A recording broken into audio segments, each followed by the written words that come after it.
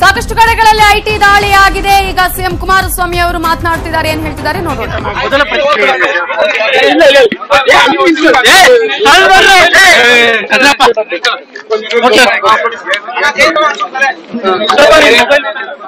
ಆಯ್ತಾ, ರೆಡಿ?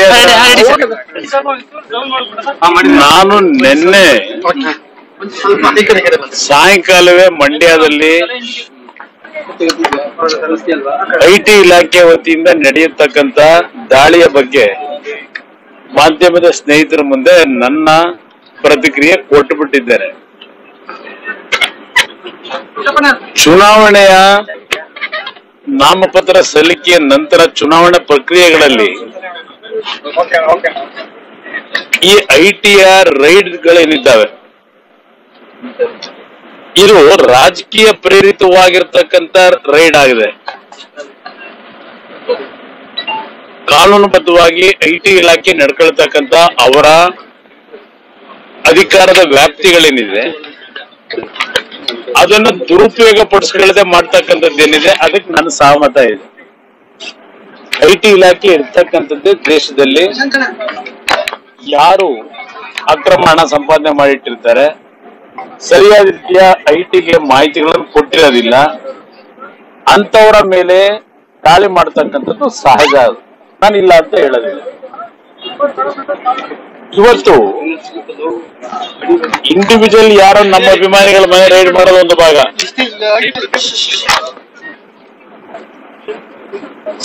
ರಾಜ್ಯ ಸರ್ಕಾರದ ಕಚೇರಿಗಳ ಮೇಲೆ ದಾಳಿ ಮಾಡಿರೋದಿದೆಯಲ್ಲ, ಇದಕ್ಕೇನ್ ಹೇಳ್ತೀರಿ? ಈಗ ಅಲ್ಲೆಲ್ಲ ಹಾಸನದಲ್ಲಿ ಪಿಡಬ್ಲ್ಯೂಡಿ ಲೋಕೋಪಯೋಗಿಯ ಇಂಜಿನಿಯರ್ನ ಕಚೇರಿಗೆ ರೈಡು, ಕನಕಪುರದಲ್ಲಿ ತಹಶೀಲ್ದಾರ್ ಕಚೇರಿ ರೈಡು, ಇದೆಲ್ಲ ಹೊಸ ರೀತಿಯಲ್ಲಿ ನಡೀತಾ ಇರತಕ್ಕಂಥ ಬೆಳವಣಿಗೆಗಳು. ಏಕಾಏಕಿ ಸುಮಾರು 25-30 ಕಡೆ ರೈಡ್ಗಳೇ ನಡೀತಾ ಇದೆ. ಶಿವಮೊಗ್ಗದಲ್ಲಿ ರೈಡ್ ನಡೀತಾ ಇದೆ. ಶಿವಮೊಗ್ಗದಲ್ಲಿ ರೈಡ್ ಮಾಡಿರ್ತಕ್ಕಂಥದ್ದೇನು ಯಡಿಯೂರಪ್ಪನವ್ರ ಪಾಪ ದುಡ್ಡೇ ಖರ್ಚು ಮಾಡಿದ್ರೆ ಚುನಾವಣೆ ನಡೆಸ್ತಾರಲ್ವೇ, ಕೈ ಮುಕ್ಕೊಂಡು ಅವ್ರು ಮಾಡಿರೋ ಸಾಧನೆ ಹೇಳ್ಕೊಂಡು ಮೋದಿ ನರೇಂದ್ರ ಮೋದಿ ಅವ್ರದ್ದು 2 ಕೋಟಿ ರೂಪಾಯಿ ಹಣ ಸಿಕ್ತಲ್ಲ ಅಲ್ಲಿ. 10 ಲಕ್ಷ ರೂಪಾಯಿಗಳ ಮೇಲೆ ಹಣ ದೊರಕಿದ್ರೆ ಯಾವ್ದಾದ್ರು ಸ್ವಲ್ಪ ತಪಾಸಣೆ ಮಾಡಬೇಕಾದ್ರೆ ಅದು ಇನ್ಕಮ್ ಟ್ಯಾಕ್ಸ್ ರೆಫರ್ ಮಾಡಿದ್ದಾರೆ. 2 ಕೋಟಿ ರೂಪಾಯಿ ಹಣ ಸಂಗ್ರಹ ಆಯ್ತಲ್ಲ ಅಲ್ಲಿ, ತಪಾಸಣೆ ಮಾಡಿದ್ರೆ ಹಿಡಿದಿದ್ರಲ್ಲ, ಇನ್ಕಮ್ ಟ್ಯಾಕ್ಸ್ ಅದು ಹ್ಯಾಂಡ್ ಓವರ್ ಮಾಡಿದ್ರಲ್ಲ, ಇಲ್ಲಿವರೆಗೆ ಅದು ಯಾರು ದುಡ್ಡು ಅಂತ ಏನಾದ್ರು ಘೋಷಣೆ ಮಾಡಿದ್ರ? ಆ ಕೇಸ್ ಏನಾಗಿದೆ ಅಂತ ಹೇಳಿದ್ದಾರೆ ಬಾಲಕೃಷ್ಣ ಅವರು. ಅದ್ಯಾವ್ದೋ ಡೆಲ್ಲಿ ಒಳಗೆ ಯಾವ್ದೋ ಕಾರ್ವಾನ್ ಪತ್ರಿಕೆಯಲ್ಲಿ ಬಂತಲ್ಲ, ಯಾವ್ದು ಯಡಿಯೂರಪ್ಪನ ಡೈರಿ, ಆ ಡೈರಿ ಬಗ್ಗೆ ಕ್ಲಾರಿಫಿಕೇಶನ್ ಕೇಳಿದಾರೆ ಯಾರಿಗೆ? ಬಾಲಕೃಷ್ಣಗೆ. ಬೇರೆ ಇನ್ಯಾವುದಾದ್ರು ವಿಷಯದಲ್ಲಿ ಕ್ಲಾರಿಫಿಕೇಶನ್ ಕೊಟ್ಟಿದ್ದಾರೆ ಇವರು? ಯಾವ ಆಧಾರದ ಮೇಲೆ, ಯಾವ ಅಧಿಕಾರದ ವ್ಯಾಪ್ತಿ ಒಳಗೆ ಇವರು ಅದು ನಕಲಿ ಡೈರಿ ಅಂತ ಏನ್ ಹೇಳ್ತಾ ಇದ್ರು, ಅಸಲಿ ಡೈರಿ ಯಾವುದು? ಬಾಲಕೃಷ್ಣ ಅವರು ಕ್ಲಾರಿಫಿಕೇಶನ್ ಕೊಟ್ಟಿರ್ತಕ್ಕಂಥದ್ದು ನನಗೆ ಮಾಹಿತಿ ಇದೆ. ರಾಜ್ಯದ ಬಿಜೆಪಿಯ ಒಬ್ಬ ವ್ಯಕ್ತಿ ಹಲವಾರು ಹೆಸರುಗಳನ್ನ ಸಂಗ್ರಹ ಮಾಡಿ ಅಮಿತ್ ಶಾಗೆ ಕಳಿಸ್ತಾನೆ ಹೆಸರುಗಳನ್ನ, ಇಂತಿಂತವ್ರನ್ನ ರೈಡ್ ಮಾಡಬೇಕು ಅಂತ ಹೇಳಿ. ಅಲ್ಲಿಂದ ಬಾಲಕೃಷ್ಣಗೆ ಇವರು ರವಾನೆ ಮಾಡ್ತಾರೆ ಹೆಸರುಗಳನ್ನ. ಅದ್ರ ಮೇಲೆ ಇವತ್ತಿಷ್ಟೆಲ್ಲ ರಾಜ್ಯದಲ್ಲಿ ಏನ್ ಈ ದೇಶದಲ್ಲಿ ಎಲ್ಲೋ ಅಕ್ರಮ ನಡೆದೇ ಇಲ್ಲ. ಬಿಜೆಪಿ ಸರ್ಕಾರಗಳು ನಡೀತಕ್ಕಂತ ರಾಜ್ಯಗಳಲ್ಲಿ ಅಕ್ರಮಗಳೇ ನಡೆದಿಲ್ಲ. ಬಹಳ ಆನೆಸ್ಟ್ ಆಗಿ ಪ್ರಾಮಾಣಿಕವಾಗಿ ಈ ದೇಶ ಕಾಪಾಡ್ತಾ ಇರ್ತಕ್ಕಂಥವ್ರು ಬಿಜೆಪಿ ನಾಯಕರುಗಳು. ಇವತ್ತು ನೋಡ್ರಿ ಯಡಿಯೂರಪ್ಪನವ್ರದ್ದು, ಈಶ್ವರಪ್ಪನವ್ರ ಹೇಳಿಕೆಯನ್ನು. ಯಡಿಯೂರಪ್ಪನವ್ರು ಎಷ್ಟು ಲೂಟಿ ಮಾಡಿದ್ದಾರೆ ಅನ್ನೋದು ಜಗಜ್ಜಾಹಿರ. ಆ ಲೂಟಿ ಮಾಡಿರ್ತಕ್ಕಂಥದನ್ನ ರಕ್ಷಣೆ ಪಡ್ಕೊಳ್ಳಿಕ್ಕೆ ಈ ದೇಶದ ಸಂವಿಧಾನಾತ್ಮಕವಾದಂತ ವ್ಯವಸ್ಥೆಗಳೇನಿದ್ದಾವೆ, ಆ ಇನ್ಸ್ಟಿಟ್ಯೂಷನ್ಗಳನ್ನ ಯಾವ ರೀತಿ ಖರೀದಿ ಮಾಡ್ಕೊಂಡ್ರು. ವಿಧಾನಸೌಧದ ಮುಂಭಾಗದಲ್ಲಿ ಹಣ ಯಾರು ಸಾಗಿಸ್ತಾ ಇದ್ರಲ್ಲ, ಆ ಸಂವಿಧಾನದ ಸಂಸ್ಥೆ ವತಿಯಿಂದ ಅವ್ರ ಪರವಾಗಿ ಫೇವರ್ ಮಾಡ್ಕೊಳ್ಳಿಕ್ಕೆ 1.5 ಕೋಟಿನ ಹಣ ಸಿಗ್ತಲ್ಲ ಹಿಂದಿನ ಸರ್ಕಾರದಲ್ಲಿ. ಯಾರ ದುಡ್ಡು ಎಲ್ಲಿಗೆ ಹೋಗ್ತಾ ಇತ್ತು, ಇಲ್ಲಿವರೆಗೆ ಇನ್ಕಮ್ ಟ್ಯಾಕ್ಸ್ನವರು ಅದರ ಮಾಹಿತಿ ಇಟ್ಟು ಶಿಕ್ಷೆ ಕೊಟ್ರೆ ಯಾರಿಗಾದ್ರು? ಹೇಳ್ತಾ ಹೋದ್ರೆ ಸೀರೀಸ್ ಆಫ್ ಇದು ಹೇಳ್ಬಹುದು. ಪಾಪ ನಮ್ಮ ಈಶ್ವರಪ್ಪನವ್ರು ಹೇಳಿದ್ದಾರೆ ಮುಖ್ಯಮಂತ್ರಿ ಆಗೋದಕ್ಕೆ ಅದೆಂತ ಪದ ಬಳಸಿದ್ದಾರೆ. ಇವ್ರ ಮನೆ ಒಳಗೆ ಇರಿಗೇಷನ್ ಮಿನಿಸ್ಟರ್ ಆಗಿ ಅದೆಂತೂ ನೋಟ್ ನ ಕೌಂಟ್ ಮಾಡೋ ಮಿಷಿನ್ಗಳು ಇಟ್ಕೊಂಡಿದ್ರು. ಏನ್ ಪಾಪ ಕಷ್ಟಪಟ್ಟು ಹಣ ಸಂಪಾದನೆ ಮಾಡಿ ಪ್ರತಿದಿನ ಕೋಟ್ಯಾಂತರ ರೂಪಾಯಿ ಲೂಟಿ ಹೊಡೆದಿದ್ನ ನೋಟ್ ನ ಎಣ್ಸಕ್ ಇಟ್ಕೊಂಡಿದ್ರ 2 ಮಿಷಿನ್ ನ. ಇವ್ರು ನಮಗ್ ಬುದ್ಧಿ ಹೇಳಕ್ ಬಂದಿದ್ದಾರಲ್ಲ ಪ್ರಾಮಾಣಿಕತೆ ಬಗ್ಗೆ. ಏನು ಪುಟ್ಟರಾಜು ಮನೆ ಒಳಗೆ ನೋಟ್ ನ ಎಣ್ಸ ಮಿಷಿನ್ ಸಿಗ್ತಾ ಏನಾದ್ರು, ಏನ್ ಟನ್ ಗಟ್ಲೆ ದುಡ್ಡು ಸಿಗ್ತಾ ಕುಮಾರಸ್ವಾಮಿ ಏನಾದ್ರು ಅಲ್ಲಿ? ಯಾವ ಕಾರಣಕ್ಕೆ ಇವರು ಇವತ್ತು ಈ ರೀತಿಯ ದಾಳಿಯನ್ನು ನಡೆಸ್ತಾ ಇದ್ದಾರೆ? ಇವತ್ತು ಒಂದ್ ರೀತಿ ಭಯದ ವಾತಾವರಣ ಸೃಷ್ಟಿ ಮಾಡ್ಲಿಕ್ಕಷ್ಟೇ. ಇದಕ್ಕೆಲ್ಲ ಭಯಭೀತರ ನಾವು ಕೂರ್ತೀವಿ ಅಂತ ತಿಳ್ಕೊಂಡಿದ್ದಾರ? ನನ್ ಮನೆಗೂ ಬೇಕಾದ್ರೆ ಬರ್ಲಿ, ಮುಖ್ಯಮಂತ್ರಿಗಳ ಮನೆ ರೇಡ್ ಆಗಲ್ಲ ಅನ್ನೋದು ಗೊತ್ತು ನನಗೆ. ಯಾವುದೋ ಕೋರ್ಟ್ಗಳ ಆದೇಶ ಇಲ್ಲದೆ ಮುಖ್ಯಮಂತ್ರಿಗಳ ಮನೆಯನ್ನ ರೈಡ್ ಮಾಡ್ತಕ್ಕಂಥದ್ದು ಆಗದೇ ಇಲ್ಲ ಇವ್ರ ಕೈಲಿ, ಮಾಡ್ಲಿಕ್ಕೆ ಬರೋದು ಇಲ್ಲ. ಗೊತ್ತು ನನಗೇನೋ ಯಾವುದೋ ಟಿವಿಗಳಲ್ಲಿ ಕುಮಾರಸ್ವಾಮಿ ಅವರು ಭಯಭೀತರಾಗ್ಬಿಟ್ಟಿದ್ದಾರೆ ಅಂತ ಏನೋ ಹೊಡಿತಾ ಇದ್ರು. ನನ್ನ ಮನೆ 24 ಗಂಟೆ ಬಾಗಿಲು ತೆಗೆದಿರ್ತದೆ. ಪಾಪ ನನ್ನ ಬಗ್ಗೆ ಬಾಲಕೃಷ್ಣ ನನ್ನ ಕುಟುಂಬದ ಆಸ್ತಿ ಬಗ್ಗೆ ಎಷ್ಟೆಷ್ಟು ಶೋಧನೆ ಮಾಡೋರು ಅಂತಕ್ಕಂಥ ನನ್ನ ಹತ್ರ ಮಾಹಿತಿ ಇಲ್ವೇ? ಏನೇನ್ ನಡೆಸ್ಕೊಂಡಿದ್ದಾರೆ ಅಂತ ಹೇಳಿ ಪಾಪ ಒದ್ದಾಡ್ತಾ ಇದ್ದಾರೆ. ಏನಪ್ಪ ಇವ್ನು ಮುಖ್ಯಮಂತ್ರಿ ಆದವನು, ಹಿಂದೆ ಮುಖ್ಯಮಂತ್ರಿ ಆದವನು, ಏನು ಇವನು ಸಿಗೋದಿಲ್ವಲ್ಲ ನಮಗೆ ಅಂತ ಹೇಳಿ ಪಾಪ ಒದ್ದಾಡ್ತಾನೆ. ಆ ಬಾಲಕೃಷ್ಣಗೆ ಇವತ್ತು ಕೇಂದ್ರ ಸರ್ಕಾರ ಏನೋ ಸಂವಿಧಾನಾತ್ಮಕವಾದಂತ ಹುದ್ದೆ ಕೊಡ್ತೀವಿ, ಇನ್ನೇನು 2 ತಿಂಗಳಿಗೂ 3 ತಿಂಗಳಿಗೂ ರಿಟೈರ್ ಆಗ್ತಾರೆ. ಇವತ್ತು ನೀನ್ ಇದೆಲ್ಲ ನಡೆಸು, ಕಾನೂನು ಬಾಹಿರವಾದ ಅಧಿಕಾರ ದುರುಪಯೋಗ ಪಡಿಸ್ಕೊಂಡು ನಿನಗೆ ಮುಂದೆ ರಾಜ್ಯಪಾಲರು ಮತ್ತಿನ್ಯಾವುದೋ ಜಾಗ ಕೊಡ್ತೀನಿ ಅಂತ ಹೇಳಿ ಇದೆಲ್ಲ ನಡೆಸ್ಕೊಂಡು ಕೂತಿದ್ದಾರೆ. ನನ್ ಗೊತ್ತಿಲ್ಲದೆ ಇರ್ತಕ್ಕಂಥದ್ದು. ಅದಕ್ಕೋಸ್ಕರಲೇ ಇವತ್ತು ಈ ರೀತಿಯ ಕೇಂದ್ರ ಸರ್ಕಾರದ ಅಧೀನದಲ್ಲಿ ಬರ್ತಕ್ಕಂಥ ಕಚೇರಿಗಳನ್ನು ದುರುಪಯೋಗ ಪಡಿಸ್ಕೊಳ್ತಕ್ಕಂಥದ್ದೇನಿದೆ ವಿರೋಧಿಗಳ ಮೇಲೆ, ಇವತ್ತು ನರೇಂದ್ರ ಮೋದಿ ಅವರಿಗೆ ಕೇಳಲಿಕ್ಕೆ ಬಯಸ್ತೀನಿ, IT ಅಧಿಕಾರಿಗಳು ಯಾವ ಕಾರಣಕ್ಕೆ ಇಲ್ಲಿಯವರೆಗೆ ರಾಜ್ಯ ಸರ್ಕಾರದ ಪೊಲೀಸ್ ಇಲಾಖೆ ಅಧಿಕಾರಿಗಳನ್ನು ಉಪಯೋಗ ಮಾಡ್ತಾ ಇದ್ರು, ಅವರ ಸಹಾಯವನ್ನು ಕೇಳ್ತಾ ಇದ್ರು ರೈಡ್ ಮಾಡ್ಬೇಕಾದ್ರೆ? ಯಾವ ಕಾರಣಕ್ಕೆ CRPF ಇಂದ ಕರ್ಕೊಂಡ್ಬಂದ್ರು ಇವತ್ತು ಅಧಿಕಾರಿಗಳನ್ನ ಇಲ್ಲಿ? ಇವತ್ತು ಈ ದೇಶದ ಯಾವೊಂದು ಫೆಡರಲ್ ಸಿಸ್ಟಮ್ ನ ಇವತ್ತು ನಾಶ ಮಾಡ್ಲಿಕ್ಕೆ ಹೊರಟಿದ್ದಾರೆ. ಇವತ್ತು ರಾಜ್ಯ ಸರ್ಕಾರದ ವಿರುದ್ಧ ಇವರನ್ನು ದಂಗೆ ಹೊರಟಿದ್ದಾರೆ, ಇವರು ದಾಳಿ ಮಾಡ್ಲಿಕ್ಕೆ. ಇವತ್ತು CRPF ನ ಕಳಿಸಿ ಈ ರೀತಿಯ ಒಂದು ಉದ್ದಟತನ ನಡೆಸ್ಕೊಂಡ ಮೇಲೆ ನಾನು ನಮ್ಮ ಅಧಿಕಾರಿಗಳನ್ನು ಉಪಯೋಗ ಮಾಡ್ಕೊಂಡು ನಾನು ದುರುಪಯೋಗ ಪಡಿಸ್ಕೊಳ್ಳಿಕ್ಕೆ ಸಾಧ್ಯ ಇಲ್ವೇ? ಇಂಥ ನೀಚತನದ ರಾಜಕೀಯ ಎಲ್ಲಾದ್ರೂ ಕಾಣ್ಲಿಕ್ಕೆ ಸಾಧ್ಯ ಇದೆಯಾ? ಇದನ್ನ ನಾವು ಹೇಳ್ತಾ ಇರೋದು. ರೈಡ್ ಅನ್ನ ಕಾನೂನುಬದ್ಧವಾಗಿ ಬೇರೆ ಸಂದರ್ಭಗಳು ನಡೆಸ್ತಕ್ಕಂಥದ್ದು ಒಂದು ಭಾಗ. ಇಲ್ಲಿ ಯಾರು ಮೇಲ್ನೋಟಿಗೆ ಎಲ್ರಿಗೂ ಅರ್ಥ ಆಗ್ತದೆ. ಕೇವಲ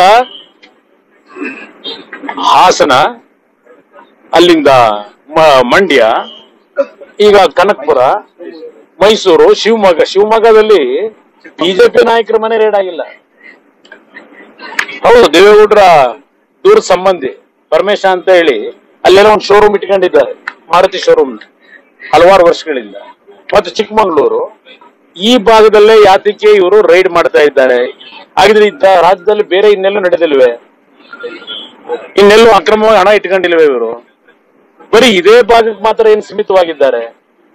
ಅಲ್ಲಿಗೆ JDS ಪಕ್ಷದ ಬಗ್ಗೆ ಅವ್ರಿಗೆ ಇರ್ತಕ್ಕಂಥ ಭಯ ಬಿಜೆಪಿ ನಾಯಕರುಗಳಿಗೆ, ಕಾಂಗ್ರೆಸ್ ಪಕ್ಷಕ್ಕೆ, ನಮ್ಮ ಬಿಜೆಪಿಯ ಕೇಂದ್ರ ಸರ್ಕಾರಕ್ಕೆ, ಕಾಂಗ್ರೆಸ್ ಮತ್ತು JDS ನ ಕೆಲವು ಆಯ್ದ ಮಂದಿಗಳನ್ನ ಇವತ್ತು ಇವರು ಈ ದಾಳಿಗೆ ಒಳಪಟ್ಟಿರ್ತಕ್ಕಂಥದ್ದೇನಿದೆ. ಅದಕ್ಕೆ ನೆನ್ನೆನೆ ಹೇಳಿದೆ, ಬಾಲಕೃಷ್ಣ ಏಜೆಂಟ್ ಆಗಿ ಕೆಲಸ ಮಾಡ್ತಾ ಇದ್ದಾನೆ ಅಂತ. ಒಬ್ಬ ಅಧಿಕಾರಿಯಾಗಿ ಕೆಲಸ ಮಾಡಬೇಕು, ನ್ಯಾಯಯುತವಾಗಿ ಕೆಲಸ ಮಾಡಬೇಕು. ಎಷ್ಟು ಜನ ಬಿಜೆಪಿ ಈ ರಾಜ್ಯದೊಳಗೆ ಅಧಿಕಾರದಲ್ಲಿದ್ದಾಗ ಲೂಟಿ ಹೊಡೆದಿದ್ದಾರೆ? ಅವರ ಆಸ್ತಿಗಳು ಎಷ್ಟಿದೆ? ಯಾರು ತನಿಖೆ ಮಾಡಿದ್ದಾರೆ ಯಾರ ಮೇಲಾದರೂ?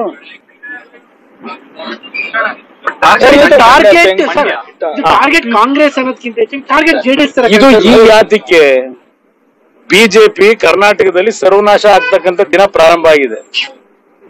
ಇದಕ್ಕೆ ಕಾರಣ ಮೂಲ JDS ಪಕ್ಷ.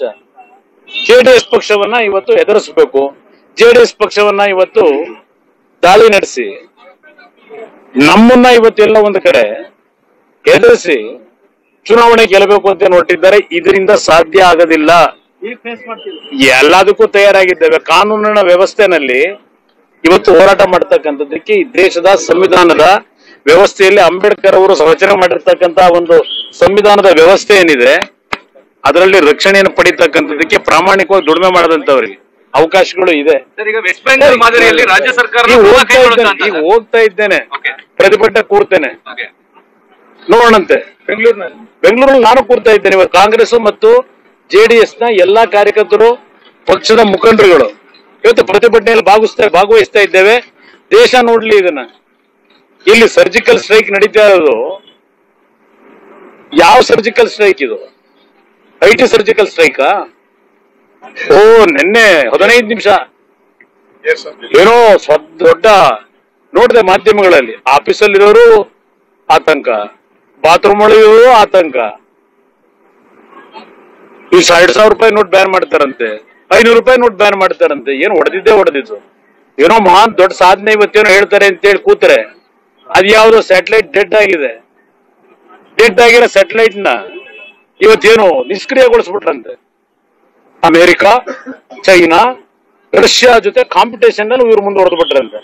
ಈ ಕೆಲಸ ನರೇಂದ್ರ ಮೋದಿ ಎಲ್ಲ ಮಾಡಿರೋದು. ಇದು ವಿಜ್ಞಾನಿಗಳು ನಿರಂತರವಾಗಿ ರಿಸರ್ಚ್ ಮಾಡ್ತಕ್ಕಂಥವ್ರು ಅವ್ರು ನಡೆಸ್ತಾರೆ. ಇವ್ರದ್ದೇನಿದೆ ಅಲ್ಲಿ ಪಾತ್ರ?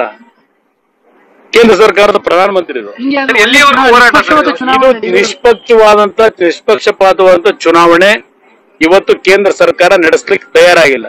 ಅವರಿಗೆ ಗೊತ್ತಾಗಿದೆ ಈ ಚುನಾವಣೆಯಲ್ಲಿ ಈ ಬಾರಿ ಬಿಜೆಪಿಯನ್ನ ಜನ ಮಲಗಿಸ್ತಾರೆ ಅಂತ ಹೇಳಿ.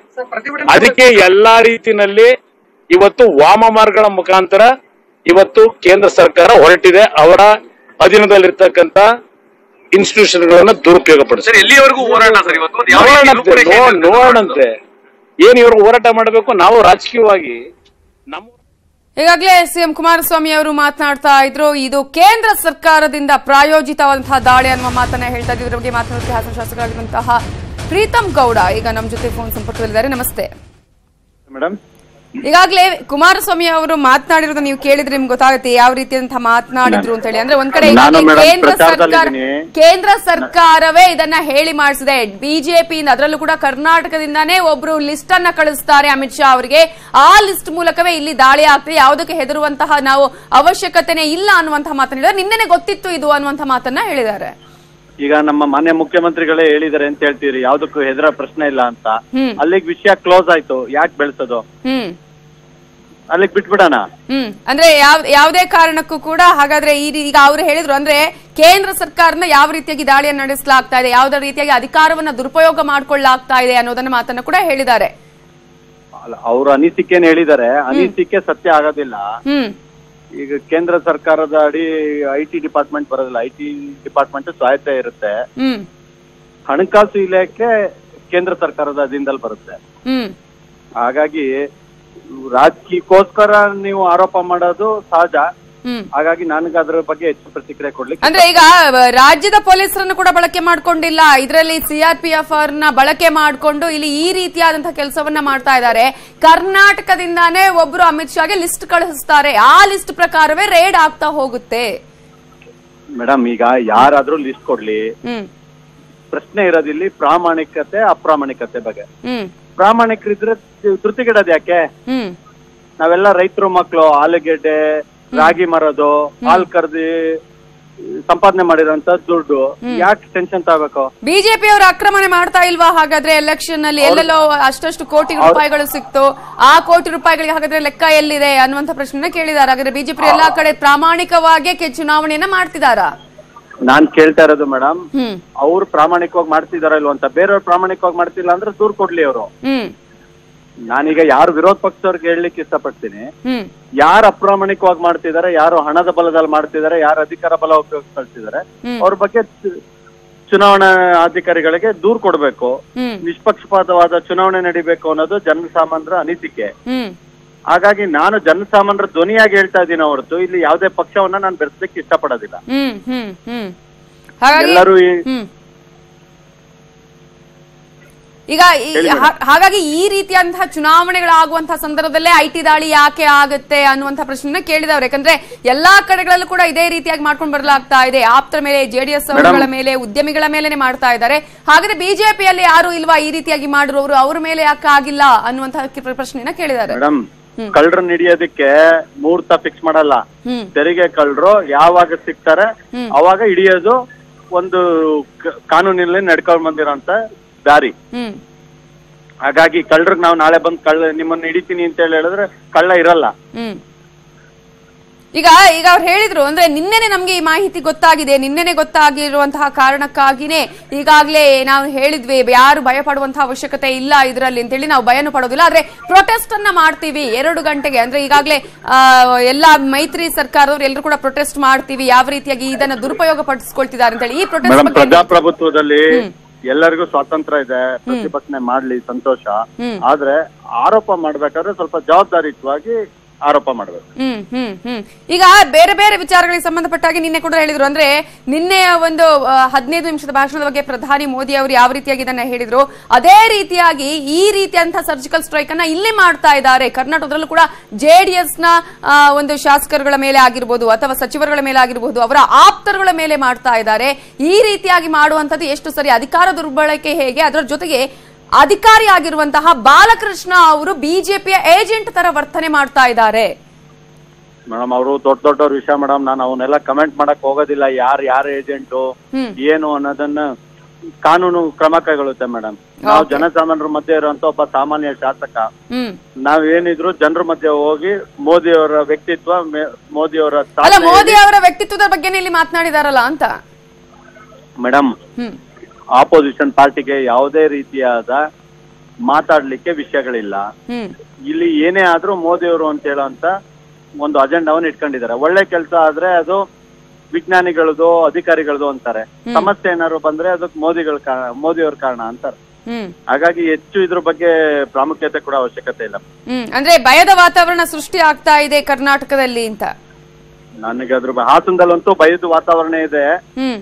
ಜಾತ್ಯತೀತ ಜನತಾ ದಳದ ಉಸ್ತುವಾರಿ ಸಚಿವರಿಂದ ಅದರಿಂದ ನಾವು ಪ್ರಜಾಪ್ರಭುತ್ವವನ್ನು ವಾಪಸ್ ಸ್ಥಾಪಿಸ್ಬೇಕು ಅಂತ ಹೇಳಿ ಇಲ್ಲಿ ಚುನಾವಣೆ ಮಾಡ್ತಾ ಇದ್ದೀವಿ. ಓಕೆ, ಧನ್ಯವಾದಗಳು ಪ್ರೀತಮ್ ಗೌಡ ಅವರೇ ನ್ಯೂಸ್ 18 ಜೊತೆ ಮಾತನಾಡಿದಕ್ಕಾಗಿ. ಇದು ಶಾಸಕರಾಗಿರುವಂತಹ ಪ್ರೀತಮ್ ಗೌಡ ಅವರ ಮಾತು. ಒಂದು ವೇಳೆ ಸಿಎಂ ಈಗಾಗಲೇ ಹೇಳಿದ ಹಾಗೆ ಈ ವಿಚಾರದ ಬಗ್ಗೆ ಯಾವುದೇ ಭಯ ಇಲ್ಲ ಅನ್ನೋದಾದ್ರೆ ಮತ್ಯಾಕೆ ಅವರು ಭಯ ಪಡಬೇಕು, ಯಾವ ಕಾರಣಕ್ಕಾಗಿ ಈ ರೀತಿಯಾದಂತಹ ಮಾತುಗಳನ್ನ ಆಡಬೇಕು ಅನ್ನುವಂತಹ ಪ್ರಶ್ನೆಯನ್ನ ಕೇಳಿದ್ದಾರೆ.